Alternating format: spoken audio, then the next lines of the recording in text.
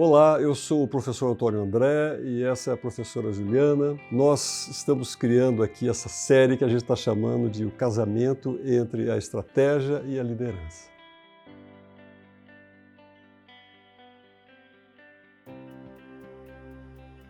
Sobre esse processo todo de liderança e estratégia, a professora Juliana está destacando pontos aqui que são fundamentais para todos aqueles que ou estão ocupando ou que querem assumir uma posição de liderança.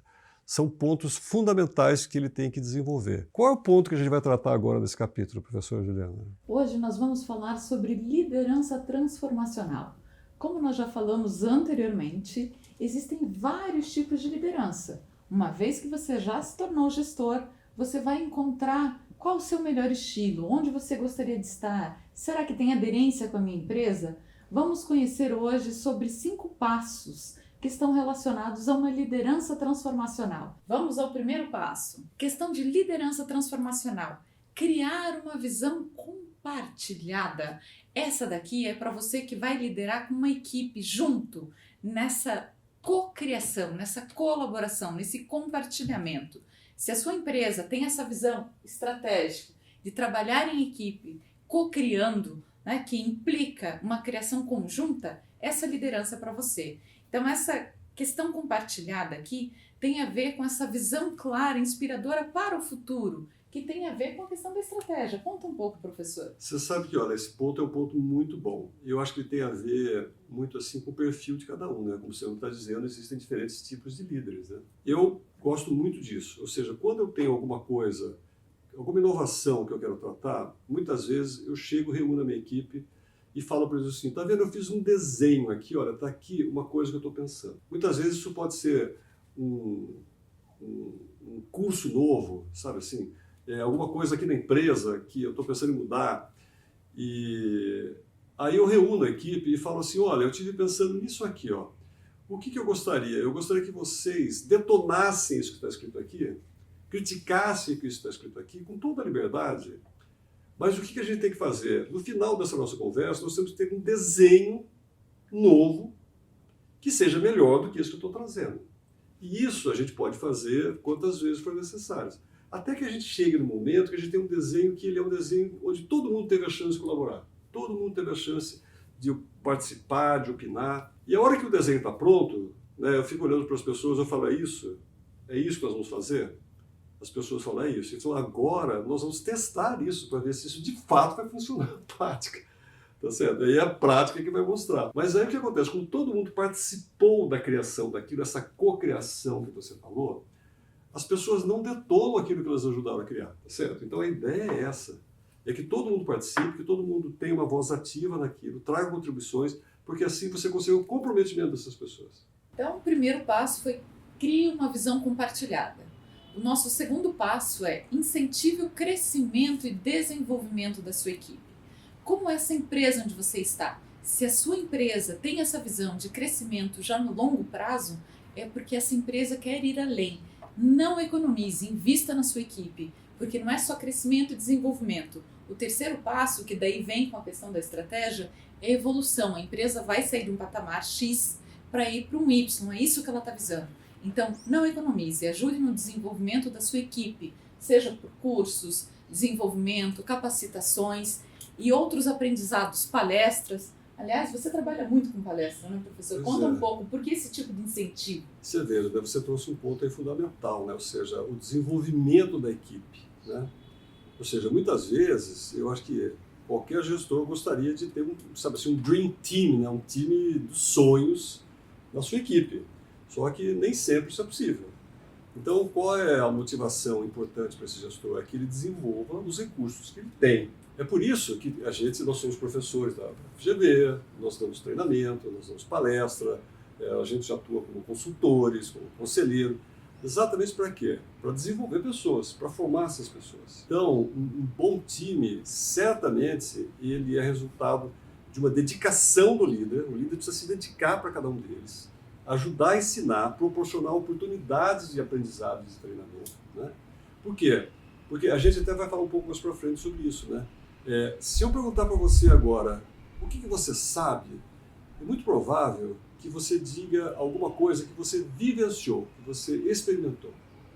Então, um bom líder também precisa promover experiências, tá certo? Para os seus colaborados.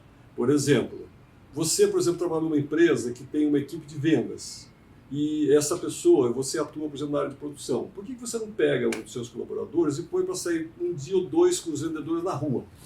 Tá certo? Por quê? Com o vendedor lá na rua, ele vai ver exatamente o que está acontecendo no mercado. Ele vai entender quais são as demandas, qual é o discurso que os vendedores têm, tá certo? Qual é a estratégia de preço que está sendo praticado, como é que é o nível de desconto que eventualmente o vendedor tem que oferecer ali na hora que está na frente do cliente, né? Ou seja, promover experiências. Eu acho que a melhor maneira que você tem de treinar a sua equipe é promover experiências. Por exemplo, mande o colaborador seu para a fábrica, mande o colaborador seu visitar o fornecedor, mande o colaborador seu para passar um dia lá no CD, lá no centro de distribuição, mande o colaborador seu, por exemplo, para ir visitar lá no centro de distribuição, né, um canal de distribuição. Ou seja, são oportunidades de desenvolvimento dos recursos que você tem. Quarto ponto, essa construção de um ambiente de respeito e de confiança. Aliás, que eu já disse que isso permeia todos os tipos de liderança e gestão, porque ela implica ali a confiança e a respeitabilidade, o respeito. Então isso eu acho que cabe para todas as lideranças, não cabe a que a gente explorar mais. O respeito, ele é a condição sine qua non. A gente não pode desconsiderar, ao contrário. Líder que é líder, gestor que é gestor, uma gestão objetiva, uma gestão forte, uma gestão admirada, respeitada e admirável, implica em confiança, respeito e honestidade, que é a questão ética. E último, e não menos importante, seja um modelo de comportamento. Aquilo que você fala é aquilo que você faz. Esse é ser modelo para os demais. Numa liderança transformacional, o líder, ele é exemplo de conduta, de ética e do fazer.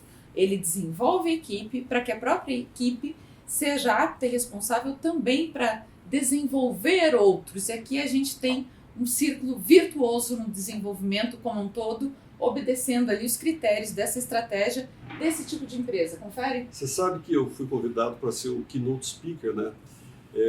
Numa convenção de uma empresa grande, e no dia lá desse evento tinha um auditório assim, cerca de 500 pessoas.